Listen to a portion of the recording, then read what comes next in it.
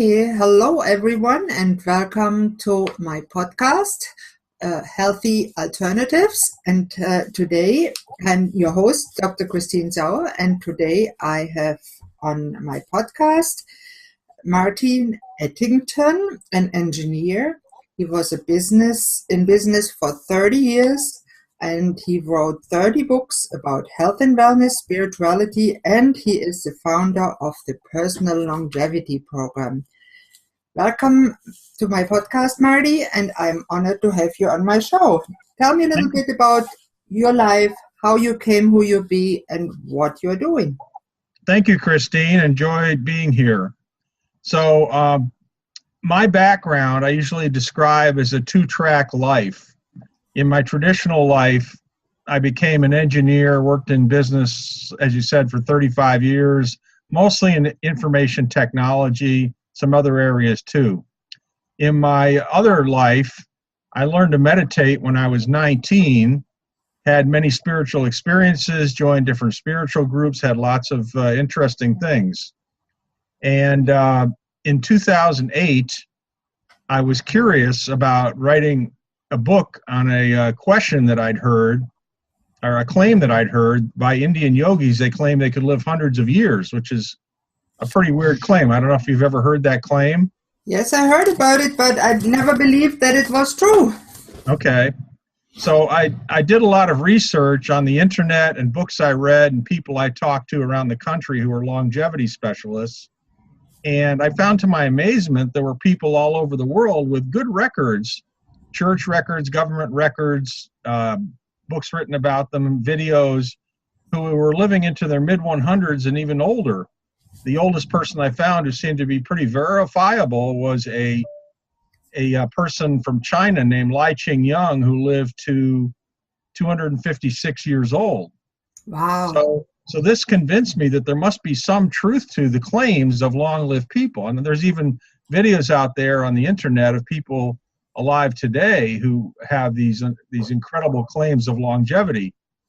So I thought, if that's true, and I was believing that was true, and I still do from all the information I'd found, how was that possible? And the hypothesis I came up with was that there was some integration between spirit, mind, and body, which helps people live longer and happier. And as a result of that, I started doing some presentations. This was all part-time at the time, to groups, and I did a weekend workshop with some friends, and I got more and more into it. And the more people I met who were in this focus of longevity, the more I felt my anecdotal opinion was validated. Not saying you can't validate the spirit scientifically, that's impossible. But a lot of these people in health and wellness believe the same thing.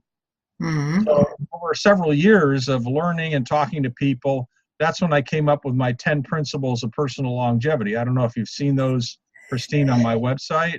Yes, I've seen them, I've read them, and I must say I like them very much. Why don't you tell us a little bit about each of them, because they are very true. And let me say ahead of time that I believe if you follow all of those principles, that you truly live up to your genetic most age. Well, thank you. I appreciate you saying that. So the whole concept behind the 10 principles was, first of all, people like a series of steps. You know, there's 10 steps for alcoholics and 10 steps for a lot of other things. So I figured 10 was a good number. It could be divided up differently. But the main thing I was trying to illustrate to people is that there are a lot of non-physical elements to our beings which have a great impact on our health.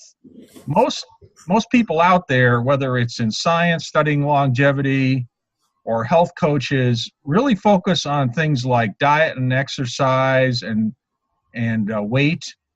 And those are important, but to me, from all my experience and the people I talked to and the research I did, there seem to be a lot of non-physical factors that may even be more important.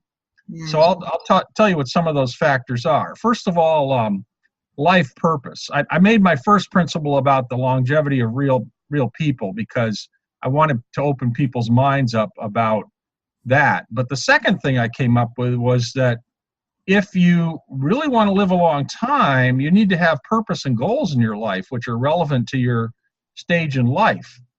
People that don't have those purpose and goals really start to deteriorate and fall apart. And when they're younger, it happens somewhat, but certainly when people are older and more sedentary, if they don't have a purpose and goal in their life, that can lead to their death very quickly. So one of the second principle I put was that having a purpose and goal in life, or multiple goals, was a critical aspect of people's motivation to live. Another area I had was about their subconscious beliefs. We're programmed to believe that we're going to go through different stages in our life and then die, that we go through childhood, teenage life, adult, and then we go to retire and expect to die.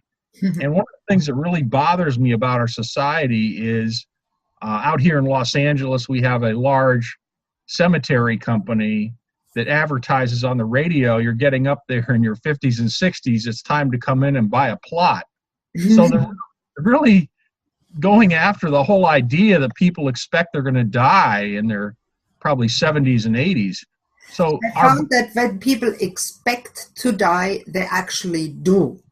Yes, because that affects our whole lives, what we believe.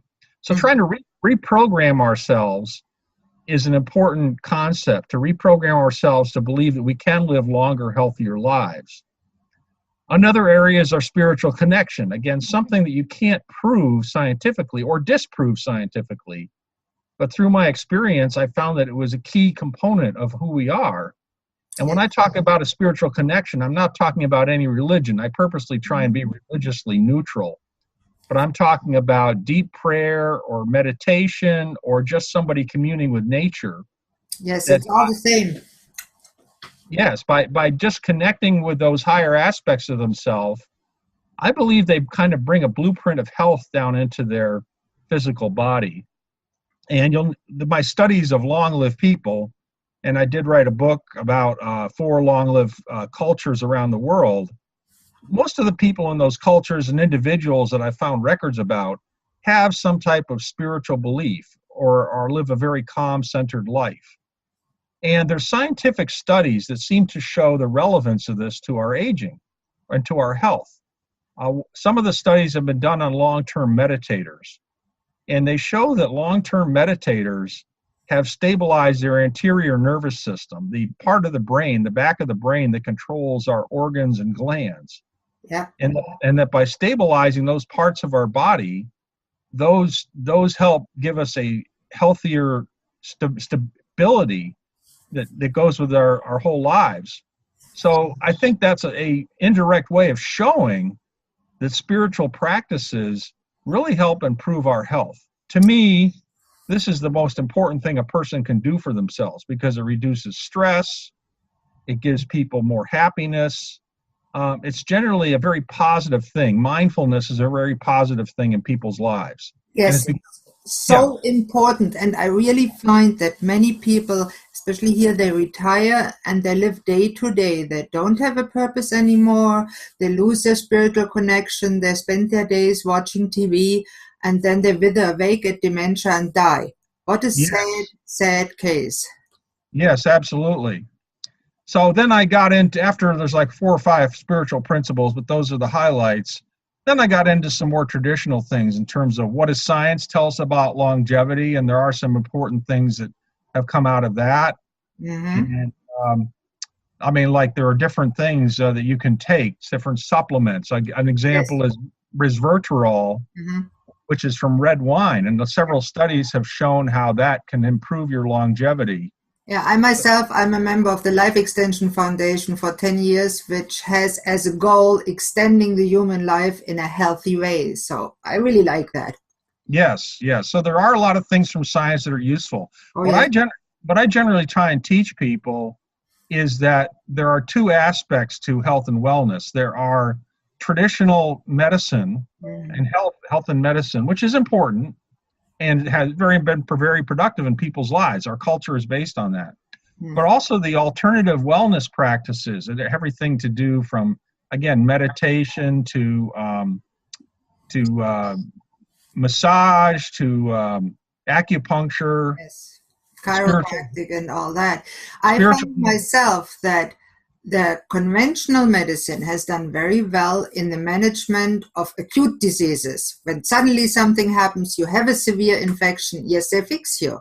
But it has sorely disappointed in the management of chronic diseases because, as you say, they don't have that integrative approach that we need to fix it. Yes, yes. So I think we're on the same page there. Mm-hmm. In fact, I talked to a number of MDs. Some agree with me, some don't. I have one lady here in Torrance, California, who runs an anti-aging clinic, who's a very strong proponent of my my belief and what I propose to people. Yeah. Although I've talked to other MDs who mainly disagree with me about the validity of my research on long-lived people. I haven't had any MD come out directly and contradict what I'm saying about the importance of all the aspects of our being. So I think there's some agreement there, although most people don't realize that doctors, although they're heavily trained in medical school, really aren't trained on some of these aspects of longevity. That's a much more specialized field. Yes. So. And I know because I have been conventionally trained as a doctor in Germany, and most of the training that doctors get is about what medication to apply to what label you can give to people. But put them in a box and then give them the pills for the box, which is very unsatisfactory. Thank you for saying that because that validates what I'm thinking. And then I became a naturopath in Germany also, which you can combine it. Mm-hmm. And I couldn't apply it because the health system only allows 5 minutes per patient and you can't do a reasonable approach in that time. So then when I came to Canada, I became a health coach on top of everything. So oh, interesting. I didn't realize that. So you had a similar evolution. Yeah, I had quite a long evolution, and I went through a bad story myself. And I learned that it is so important to have a purpose and a spiritual connection and eat reasonably, take the right supplements, and you get better. Okay. And I agree. I couldn't agree more with you. Whether the people get 250 or 150 years old really doesn't matter, as long as they are happy and healthy. Yes, that's what we all want. We want happy and healthy lives. We don't want to just live in a wheelchair for many, many years. We want to be out and active in some fashion. I want to mention one other principle, which I don't talk about enough, but that's my principle number 9, the importance of intuition for safety. Yeah. Now, this is a pretty far out thing. I guess a lot of what I talk about here can be far out for many people. But one of the things that happened to me as a result of my meditation and spiritual growth was I had a lot of premonitional experiences.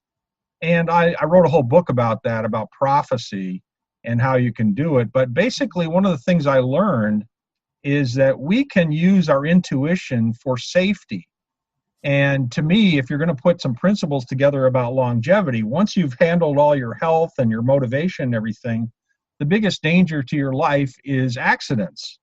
So I thought it was important to include a principle about how you can avoid accidents. And I think through our intuition, we can do that. I have exercises people can follow to, like if they're taking a trip and visualizing the trip, and to let their intuition kick in if there's going to be any problem. I'm not the only person who thinks that.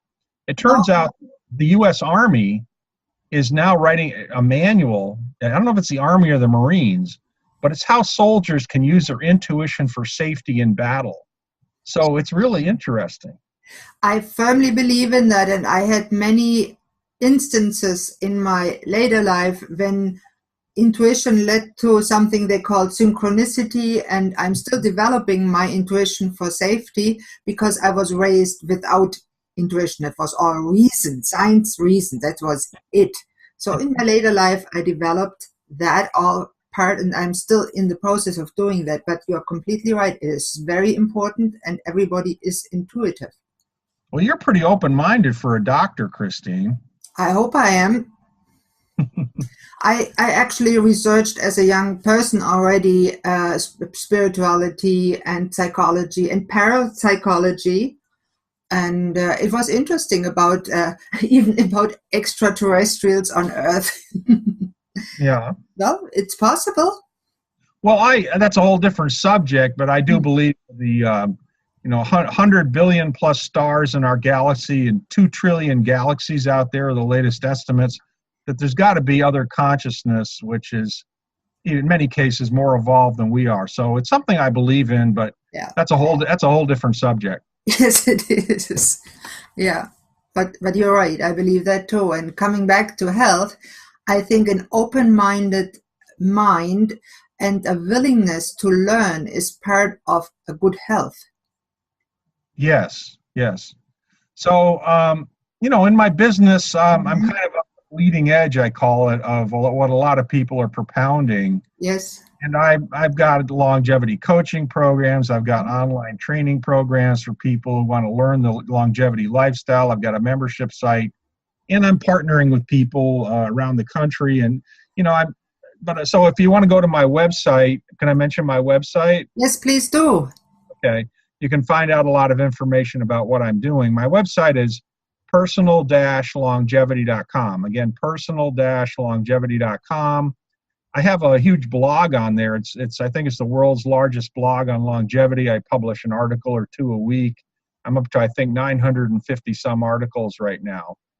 And it's helped me a lot, because in doing this blog, I've read a lot of the latest research and positions about longevity for the last several years.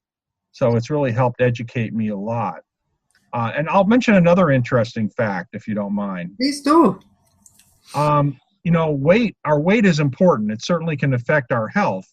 And you're familiar with BMI, body mass index. Of course. And there's a lot of tables out there showing body mass index for people they have what they call a thin area, a regular area, an obese area, and then super obese. Well, it turns out the latest research on weight is that the healthiest people who live the longest actually are slightly obese, just over the regular area and into the slightly obese area. It's really an interesting conundrum. I read that a few years ago in the life insurance statistics. That was interesting too, yeah. So you're just right. And I think it's very important that people are happy with their weight. People that are constantly unhappy with themselves, whether they are thin or thick, I don't think they will get old.